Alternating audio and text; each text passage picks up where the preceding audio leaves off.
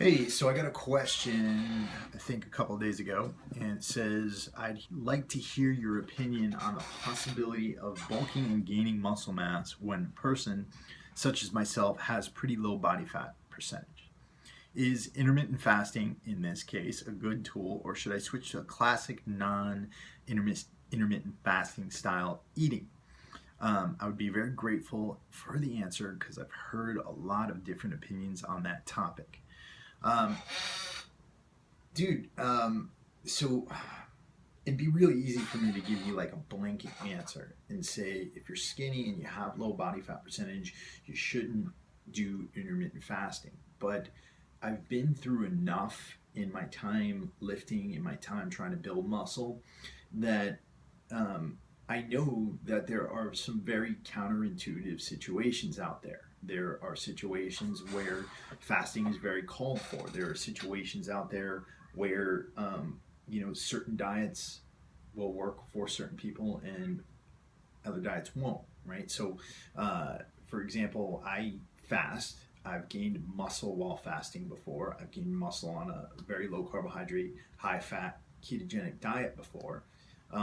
But not everybody has my metabolism. Not everybody has my genetic makeup. Um, and to go into this a little bit, maybe a little bit further than you guys want me to, um, in the best case scenarios, what you would do is, you'd go get yourself tested. You'd quantify yourself. You'd get your genetics tested. You'd get a 23andMe. You'd send the results to somebody else who could, you know, get an idea of what your genes mean for the possibility of you building muscle. You would get a blood test. You would collect stool samples, and you would see how you're digesting certain foods, what your digestive system looks like, what your blood sugar's like, how your hormonal levels are, and all sorts of different things. That's the best case scenario. But I know that a lot of you out there aren't going to do this because that costs money. And a lot of you don't have that kind of money, right? Um, but this is stuff that people are doing, and this is where you can really tell what type of diet and what type of eating protocol would work best for you. There's some people out there, if they fast, they'll send themselves into a very low thyroid hormone producing state. They'll have hypothyroidism, and that can mess with their metabolisms. Um, what I would say for you, young man, and I'm assuming that you're a young man, is that if you don't have those resources right now, what you need to do is you need to experiment. You need to really avoid the kind of um, the kind of blanket statements that people tend to make here on YouTube.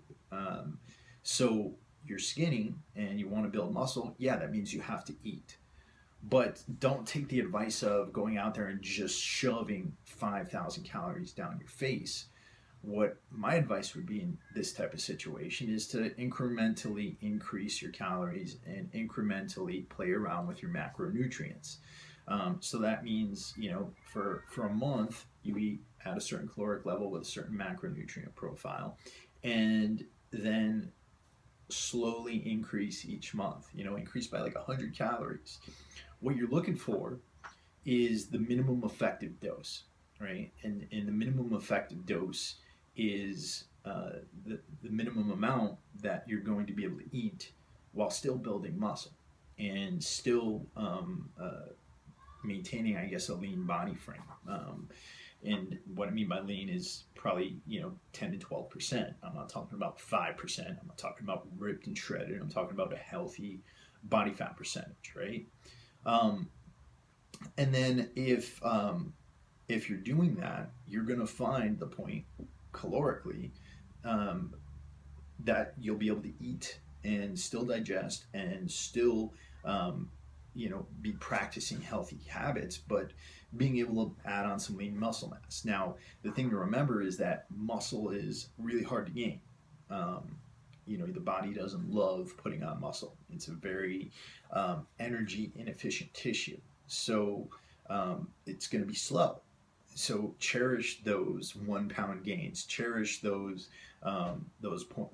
small incremental gains that you're going to get, and don't match yourself up to somebody who might be on videos or in magazines or something like that, because the chances are that they're probably chemically enhanced.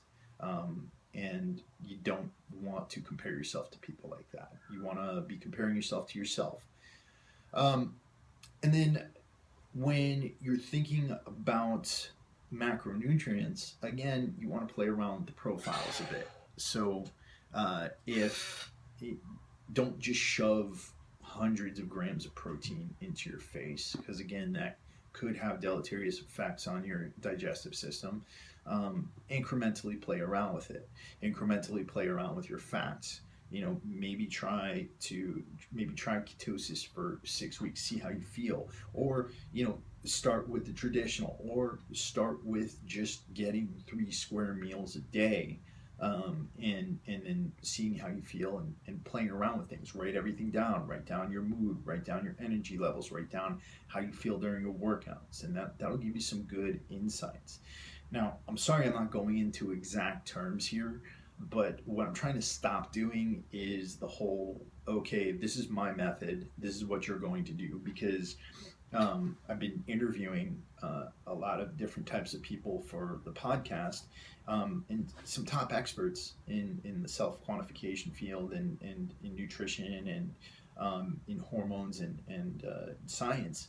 And what I'm slowly realizing is that there is no one single truth, and there is no one single thing that you can do that's going to apply to everybody.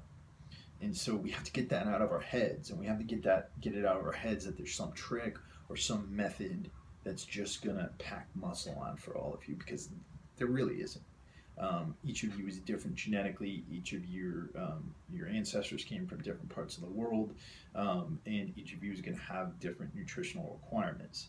So you may respond well to intermittent fasting, you may not. Is it impossible? No. The one thing I will say is that what I mentioned about calories and not stuffing 5,000 calories of junk down your face, there is one thing that goes across everything. And we know that overeating calories can lead to early death. And we don't want that. So let's try not to just jump into doing that. I know some guys, and more power to them. This is what they want. They want to die early and leave a huge corpse. That's fine. If that's what you want, that's what you want. But I really never want to put myself, and I don't want this for anybody else either, into a situation where your body's turning against you and you have to go through that slow decline of chronic disease and medical problems because of the way you ate.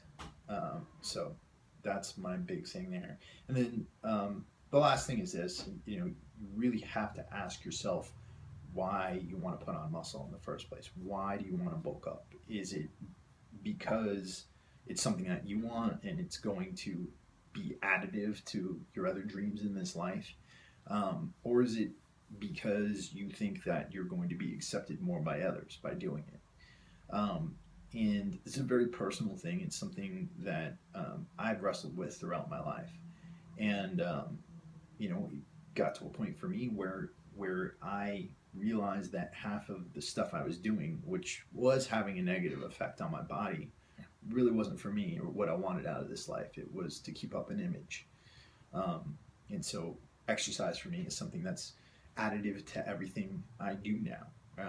It helps me to be a better businessman, a better lover, a better partner for my girlfriend, and it keeps me sane, and that's why I do it. I have more brain power because of it. But for all of you, you may be at different points of your life, and you might have this idea of this big, shredded, muscular body. But think about where that idea comes from. Why do you want that? And is that ideal for you? Not everybody is built like that genetically, and if you're not, then that's okay. It's okay. You can still love yourself. You can still be your biggest fan, and you can still find success in this life in something else. And in that case, I would suggest really trying to make fitness something that's additive to every one of your other goals, and allow it to make you better at everything else you do and that you want to do with your life.